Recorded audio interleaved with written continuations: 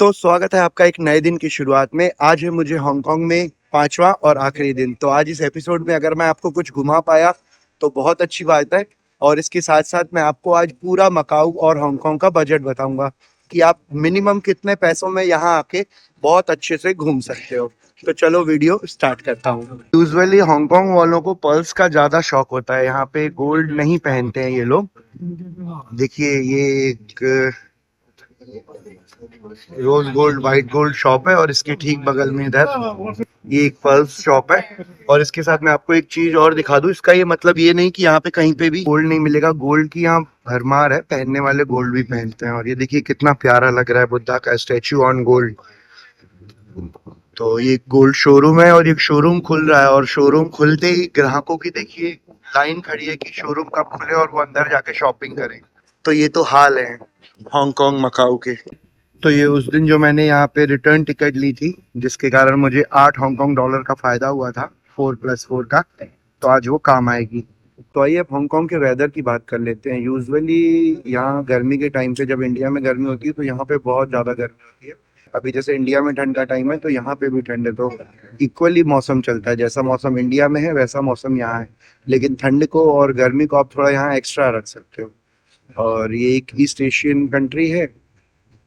आज तक मैं साउथ ईस्ट एशियन कंट्रीज घूमता था, ये फर्स्ट टाइम होगा मेरा कि मैं इस तरफ आया हूँ।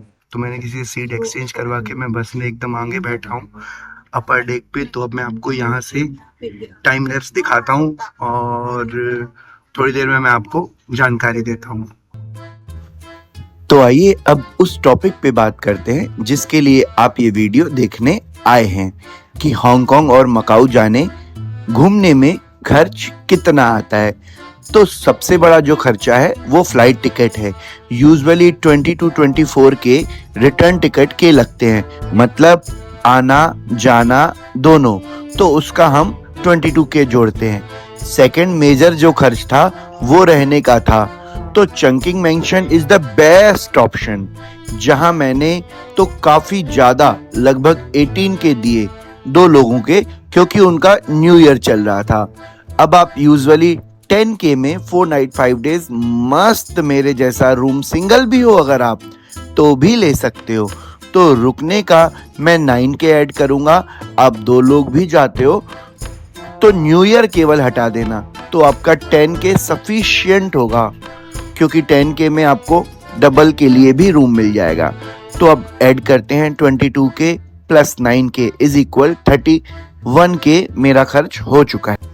थर्ड जो खर्च है वह फूड का है। अब भाई साहब इसका तो कोई हिसाब ही नहीं है। आप चाहो तो 3K में मेरे जैसा पूरा 5 दिन का खाना निपटा सकते हो, जिसमें मैं 2 बार होटल भी गया था। या खाने पे आप फिर 3K पर डे या पर टाइम भी खर्च कर सकते हो। तो वो आप देखो, मैं खाने के 3K ही ऐड करूँगा। और हाँ, 3K में कैसे मैंने पूरा खाना निपटा दिया उसके लिए आप हाउ एक्सपेंसिव इज हांगकांग वाला वीडियो देख सकते हो। तो अब टोटल खर्च हो चुका है 22K plus 9K plus 3K is equal 34K। अब सबसे बड़ी बात ये कि हांगकांग का जो वीज़ा है उसकी बात करते हैं।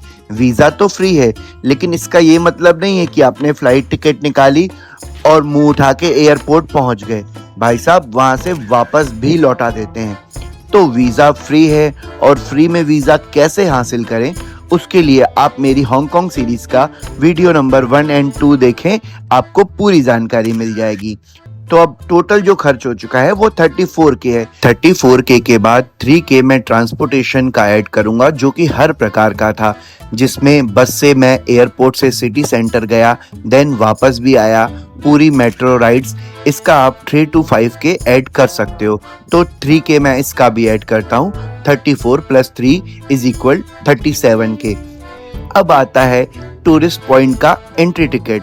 तो इसके लिए आप 10 to 15K ऐड कर सकते हो। तो 37K प्लस 13K मैं इसके ऐड करूं तो 50K इनफ है एक सोलो ट्रैवलर के लिए, जिसमें मैंने पूरी फ्लाइट्स, टैक्सी, बस, मेट्रो, फेरी, होटल्स, बार और रेस्टोरेंट एंड क्लब सबका मजा लिया। तो 50K इनफ है। और मेरे तो काफ़ी कम खर्च हुए, क्योंकि डिज्नीलैंड में मुझे एंट्री टिकट्स नहीं मिल पाई थी, वो उनके न्यू ईयर के कारण। तो आप इस चीज़ का ध्यान रखो। और एक दूसरी बात कि मकाऊ का खर्च भी इसमें ऐड हो चुका है, क्योंकि रात तो वहाँ पे रुका था नहीं, तो केवल जाने और आने का ही तो खर्चा दिया था मैंने। उसके लिए आप मकाऊ सीरीज जाके मकाऊ के 2 पार्ट्स के वीडियो हैं, उसको भी एंजॉय कर सकते हो। वीडियो बनाने के चक्कर में मैंने उनसे सीट तो चेंज करवा ली कि अच्छा व्यू आएगा, लेकिन स्पेस इतना कम है मेरी हाइट होने के कारण, मैं बैठ ही नहीं पा रहा सही से, मेरे घुटने टकरा रहे हैं। करीब 1 घंटे की बस राइड के बाद अभी 12 बज चुके हैं और 2:15 पे अपनी फ्लाइट है। तो चलिए फटाफट अंदर चढ़ते हैं और फ्लाइट में बोर्ड करते हैं। चेक इन के लिए लाइन काफ़ी ज़्यादा लंबी है, तो अभी देखते हैं कितना टाइम लगता है चेक इन में, क्योंकि फ्लाइट छूटने में भी ज़्यादा टाइम नहीं बचा, करीब 2 घंटे ही बचे हुए हैं। तो अब मैं आप लोगों को बता दूं कि विंडो सीट उसने मुझे नहीं दी, बोला फ्लाइट फुल हो चुकी है, और 13C मेरे को दी है और मेरे फ्रेंड को बगल वाली रो में 13D दी है, मतलब बीच में लॉबी रहेगी। तो चलिए अब फ्लाइट बोर्ड करते हैं। तो बोर्डिंग गेट के पास आकर करीब 12 बजे के आसपास मैंने बोर्डिंग पास तो कलेक्ट कर लिया था, लेकिन जब यहाँ पे डिपार्चर गेट पे पहुंचे तो चेकिंग में उन्होंने मेरा वाटर बैग निकाल के फेंक दिया। और उसके बाद जब मैं इधर आया, तो जब मैं फाइनल एग्जिट की तरफ आया तो उन्होंने भी काफ़ी देर लगा दी। बहुत लुल ऑफिसर था, बहुत ज़्यादा टाइम ले रहा था। तो अभी लगभग 1 बज चुका है। अब चलिए फटाफट फ्लाइट बोर्ड करते हैं, क्योंकि 1:30 बजे के आसपास लास्ट कॉल रहेगी। ये इंडिगो की जो फ्लाइट है ना, ये बड़ी है, इसमें 4 इमरजेंसी एग्जिट डोर है। नॉर्मली जो इंडिया पे मैंने ट्रेवल की है इंडिगो में, या मैं इंडिगो से उस दिन थाईलैंड भी आया था, तो वो भी फ्लाइट जो थी वो नॉर्मल छोटी वाली थी, लेकिन ये बड़ी फ्लाइट है। पायलट अपना इंडियन दिख रहा है।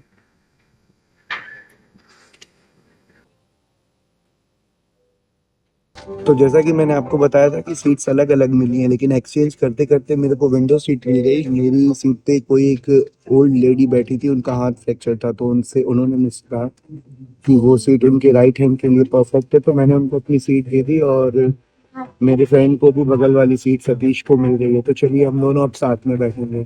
तो ये लगेज लोडिंग हो रहा है और आई थिंक इसमें से कहीं मेरा बैग भी होगा। 1:30 अप्रॉक्स हो चुके हैं और 2:10 2:15 की अपनी फ्लाइट है। तो ये इंडिया से मैं रेडी टू ईट फूड में चौपाटी भेल भी लेके आया था, तो उसको भी फिनिश करते हैं। तो करीब 30 मिनट बोर्डिंग के बाद अभी फ्लाइट ने चलना शुरू किया है। तो अब मैं आपको फ्लाइट के नज़ारे दिखाता हूँ। So good bye Hong Kong. तो उस दिन अपन जो मकाऊ चले थे ना, तो समुद्र के अंदर जो पुल घुसी थी वो यहाँ पे ये थी।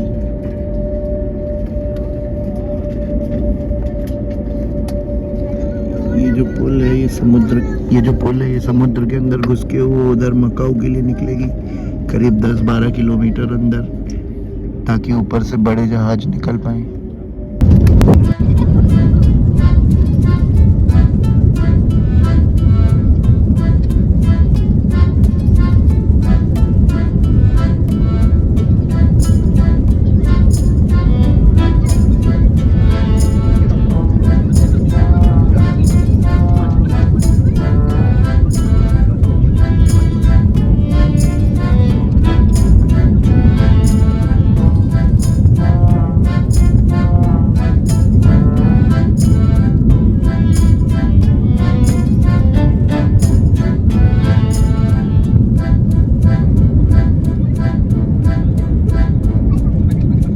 Tech space is okay. So finally bye bye Hong Kong. क्या बेहतरीन व्यू है, क्या नज़ारे हैं, मैं आपको क्या बताऊं।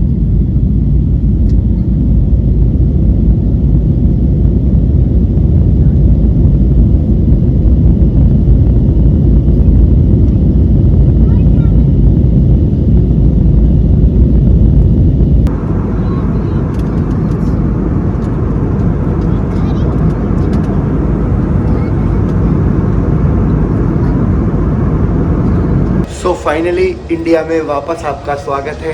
तो रखते हैं सीरीज़ को यहीं तक, फिर मिलता हूँ आपसे किसी नए देश में, किसी नई जगह पर। तब तक के लिए धन्यवाद।